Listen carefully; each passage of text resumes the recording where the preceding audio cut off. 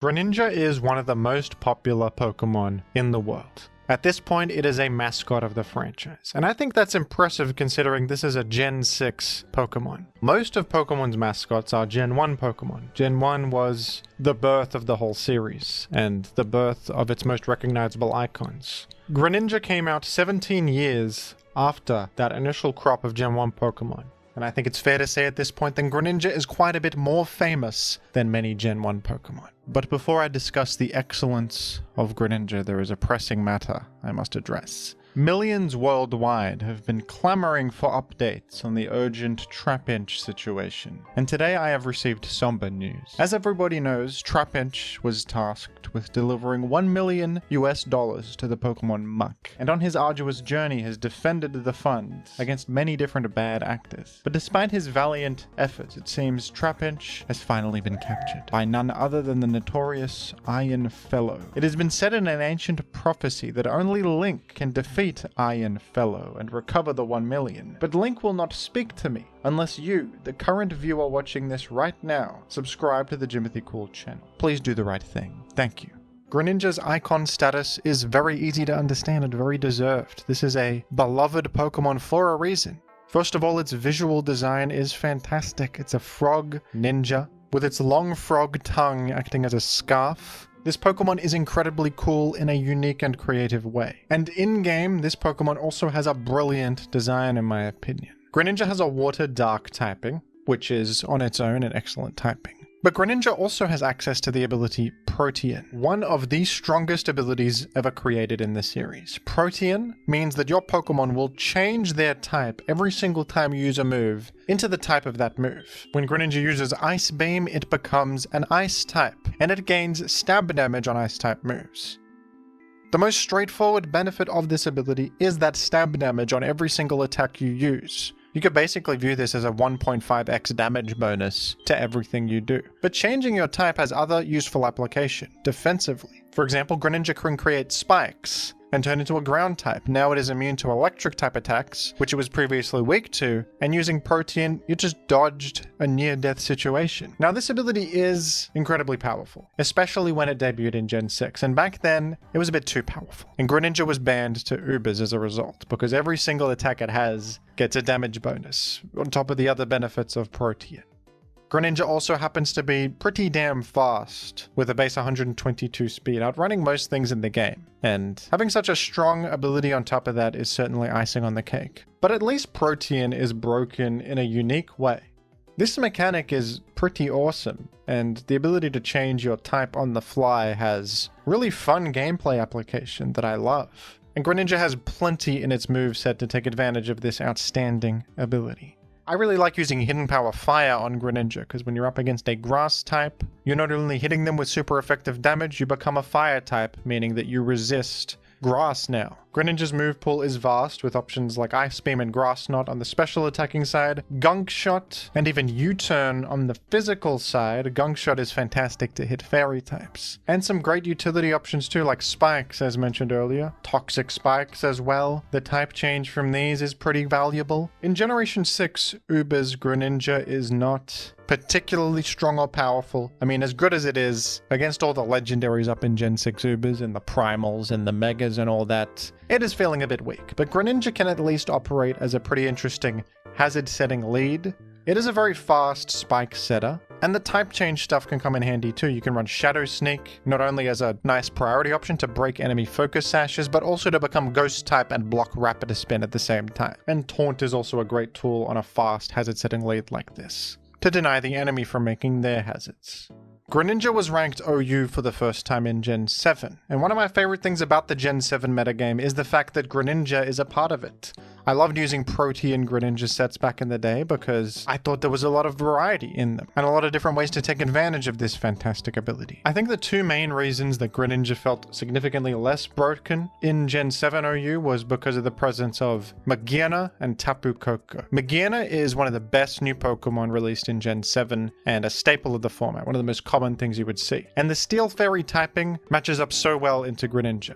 especially if it's running an Assault Vest to take those neutral water type attacks a bit better. Assault Vest Magearna really stopped Greninja in its tracks, and Greninja felt far less overwhelming when there was such a common Pokemon to answer it so well. And Tapu Koko also gave Greninja some problems, being a even faster option. Tapu Koko outruns Greninja and threatens it directly with Thunderbolt. Tapu Koko was also everywhere in this generation. The most common Protean Greninja set I remember seeing in Gen 7 was Choice Scarf.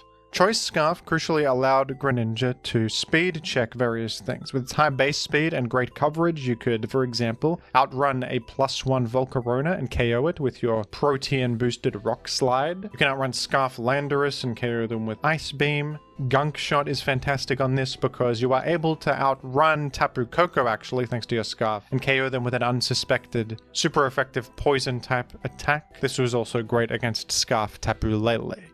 And this speed stat was also pretty nice from the Choice Scarf boost against common Megas like Mega Lopunny and Mega Alakazam. On top of that, you got some pretty nice utility with spikes. Something I used to do with Scarf Greninja was just click spikes in the face of a Tapu Koko. They think they're faster and they're thunderbolting you, but then you're actually just getting layers against them. That was a cool interaction. Another cool option on Protean Greninja was Z-Dig. This was a really cool one because Dig is usually a useless move. It's an 80 power ground type attack with a charge effect similar to Fly, where you dig underground in the first turn, you're temporarily invulnerable, and then you emerge to strike. Usually it's garbage, but this happens to be the only ground type move Greninja has access to, and with a Z-Stone, you can turn this into a powerful Z move that does not have the charge effect, similar to Z-Fly or Z-Bounce. So Dig is able to actually catch Magearna off guard very significantly, as they think they're completely safe, and then you hit them with a massive Protean boosted Z move that ends their entire career. I really like Protean Greninja in Gen 7. It feels balanced, it doesn't feel overwhelming at all, and I think it's very fun to use and to build teams with. And it has some of the cooler applications for Z moves, a mechanic I'm usually not that fond of, but Z-Dig on Greninja was one of my favorite ways to use this mechanic. But of course, Protean is not the only ability people used on Greninja in Gen 7. Because in this generation, Greninja gained a new ability that, believe it or not, is actually even more powerful and popular than Protean, and that is Battle Bond. With the Battle Bond ability, after KOing an enemy Pokemon, you will transform into the ash-greninja form. And on top of that, your Water Shuriken will be buffed. Owning that KO to transform to ash-greninja isn't that hard. Greninja may not have the Protean boost anymore because it's running Battle Bond, but with the choice specs, your high speed, and your great stab types, you can nab a KO here or there, and once you transform into ash-greninja, things get really insane, because ash-greninja is one of the most overtuned things I have ever seen. There is of course a cost with becoming ash-greninja. You don't just start in this form, but look at these stats. They are unbelievable. ash-greninja has a massive 145 attack and 153 special attack, a huge boost to what it had in its base form. And you even get a speed buff up to 132. These stats are better than most legendary Pokemon in this game. They are crazy. And this Pokemon rising to the top of Gen 7 OU was no surprise at all. This is one of the most dominant offensive forces I've ever seen in an OU format, actually. This is part of the reason Gen 7 is such a crazy, chaotic format, is because of Pokemon like this. Greninja Ash was everywhere on Rain teams, as the Rain boost not only allows you to get that Battle Bond activated quickly, because you're boosting Hydro Pump, also just makes you so much more powerful when you are Ash Greninja, especially with Rain boosted Water Shuriken, which is a priority move. With 20 power that hits 3 times, that is insane off the back of your special attack. And Ash Greninja is one of the most powerful Rain abusers I've ever seen in my life. Your stab types are more than enough to pose a threat to the entire world, and Ice Beam can be used for complementary coverage if you like. You could also just run spikes as something to click. As you're forcing things out, it can be a good option. I have to be honest and say that I really never liked the design of Ash Greninja. This is the exact kind of Pokemon design I hate. And I know a lot of people love this Pokemon because of its ties to the anime and just because it's cool and powerful, but you compare this to Protean Greninja. Protean Greninja is such an interesting idea. And Greninja itself doesn't have broken stats or anything. It's just broken because of this really unique ability. And in Gen 7, Protean Greninja feels completely balanced. It's a shame that such a cool Pokemon got usurped by a much more powerful version of the same thing that just boils down to, what if the guy had way more stats? And now you're not using the interesting ability anymore. You're using this ability that turns you into a legendary level Pokemon with 153 special attack that just clicks stab moves. And even has priority multi-hit moves as well, for fun. I recall this thing feeling pretty oppressive at times, with rain-boosted Hydro Pump powering through anything in the world, outrunning anything in the world, and being near impossible to switch into, even with a resistance. There were checks to this, but even they could get demolished in the right circumstances. And the fact that this also has such a good priority special move was icing on the cake beyond anything. Even the few things that are faster than this, that can pose a threat to it, are frightened of that Water Shuriken in the rain. In Generation 8, Greninja is not in the game, which is kind of surprising, isn't it? Such a popular Pokemon, such an icon, they didn't put it in. You'd think this is one of the ones they would keep. I, for one, am thankful that Ash-Greninja could not activate Battle Bond and then turn ginormous with the Dynamax mechanic and use Max Hydro Vortex to create rain, and then summon Mama Liz's Chili Oil to finish the job. Perhaps we dodged a bullet there. But Gen 9 saw the return of our favorite rock. Greninja is back, but Greninja is not what it once was. They have nerfed Greninja quite heavily. Ash-Greninja is no longer here, and now I feel a little bit bad. I know I said all those bad things about him, but I didn't want him to be erased from existence. That seems harsh. Now Ash-Greninja has been put into the incinerator, and instead we have a different way Battle Bond works. After KOing a Pokemon, instead of becoming Ash-Greninja, you just get a big boost. You get a boost to your attack, special attack, and speed by 1 stage each, and this can activate only once per battle. Greninja has unfortunately ended up in the UU tier for the first time in its career, quite a drop in Gen 9, largely because I think there are more desirable special threats than this, especially the Paradox Pokemon. Choices like Iron Valiant, Iron Moth, and Raging Bolt are a bit more immediately threatening and have superior stats to Greninja. They all have access to the booster energy, which can activate their photosynthesis or quark drive as soon as they come in, whereas Greninja's Battle Bond is a bit more conditional. It's a more powerful boost, but it's harder to get off. However, this is not to say that Greninja is completely unviable with this ability in Gen 9 OU. It can be quite good, in fact, as Greninja still has a very strong move pool with a set of offensive options that can threaten a good portion of the metagame, especially after it's received a speed boost and it's outrunning everything.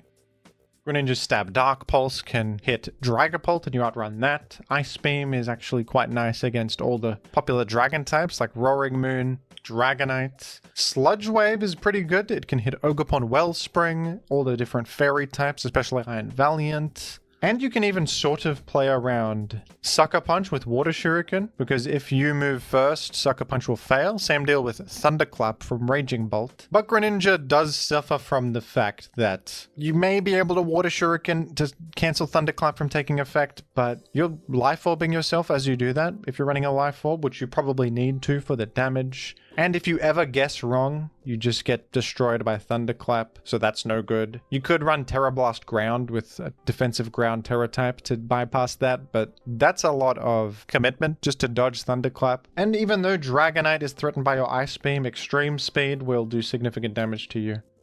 And they can probably live a single hit from their multi-scale, so that's not exactly foolproof either. There's also Rillaboom's Grassy Glide, which threatens you. So you happen to be in the fire of all of these strong priority moves, which isn't really a great thing to be weak to on a fast, frail, late-game cleaner like this. So this Greninja Battle Bond set does have a bit of an uphill battle in justifying its usage, but it's not the worst thing in the world. On certain teams, this can work pretty effectively. While those other booster energy Pokemon are a bit easier to fit on teams generally, Greninja is unique compared to them. It has different typing, it has different offensive tools. And my favorite thing about Greninja probably in Gen 9 is the fact that after it gets the speed boost from Battle Bond, it outruns Iron Valiant. And that's a pretty significant speed tier to have. Iron Valiant often uses a booster energy for a speed boost, but you even outspeed that if you've got your Battle Bond boost. And that's quite a big deal. But the most devastating thing to happen to Greninja in Gen 9 is the nerfing of Protean.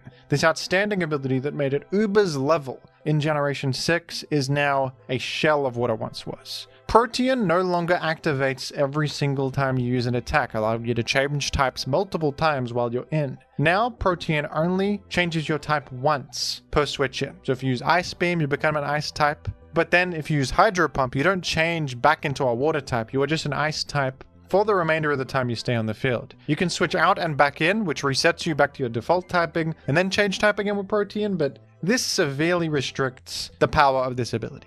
You cannot change types on the fly anymore. This nerf likely happened because of the new addition of terrestrialization, Gen 9's all-new gimmick, which is a universal mechanic that any Pokemon can use, allowing them to change their type to any preset Terra type.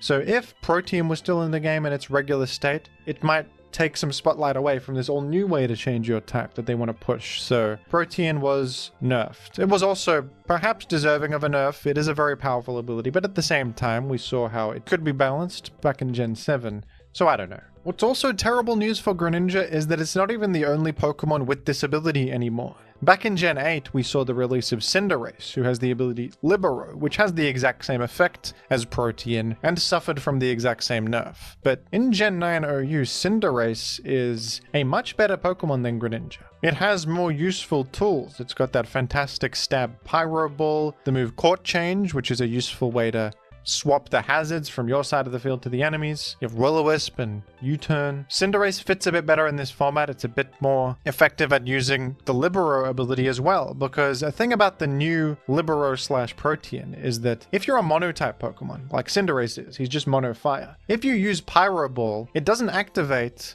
your ability because you're already fire type. So you can use Pyro Ball first and then later use U-Turn, and you will change into a bug type. But Greninja doesn't have this luxury. If Greninja uses Hydro Pump, it will become a mono water type, and it will expend its one-time use of Protean while it's in. So if you then use Ice Beam, it does nothing. It doesn't turn you into an ice type. Cinderace can delay its activation of Libero for a convenient moment and freely use this stab move as much as it wants before that, so it makes it a bit more flexible at using Libero. And we also have a completely new Protean Pokemon released in Gen 9, Meowscarada, the grass-type starter of Gen 9. And Meowscarada is also a little bit better than Greninja generally. It's a pretty similar Pokemon design, a fast, frail offensive threat with a grass dark typing, more of a physical attack focus on this Pokemon, but Meowscarada crucially has important options like Knockoff, an amazing attack that's guaranteed progress, fantastic stab. Greninja doesn't have this, and it wouldn't even be that good at using it due to its low attack. You also have the signature move Flower Trick on Meowscarada, a grass type physical attack with 70 power that always crits. This is a high power attack because of the extra damage boost from the crit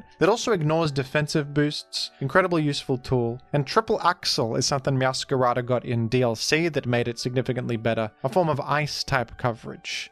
Even though Meowscarada does suffer from that Protean nerf, restricting the previous flexibility this tool once allowed, Meowscarada is still just a better Pokemon that fits more cleanly in the metagame than Greninja does. And in fact, it's even faster than Greninja by a single point of speed. It has 123 base speed, where Greninja only has 122. So Meowscarada is actually also contributing to the Greninja downfall by literally outrunning it by 1 point and threatening lethal damage with Flower Trick. That is a little bit of salt in the wound, isn't it? Despite Greninja's unfortunate Gen 9 downfall, perhaps a reaction to the favoritism of ash-greninja in Gen 7. I still am fond of this Pokemon, and settling in UU by Gen 9 standards isn't that much of an insult. A lot of great Pokemon are now ranked UU. Gen 9 just happens to be a very powerful metagame. That's not that much of a drop for Greninja, considering just how severely it was nerfed in Gen 9. I think Greninja is absolutely deserving of its modern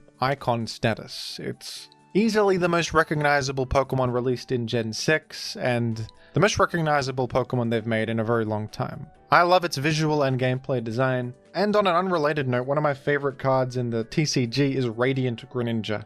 I think that card looks awesome and has a really cool effect that enables a lot of utility in important decks. Nobody asked, of course, but I thought I'd share that with you.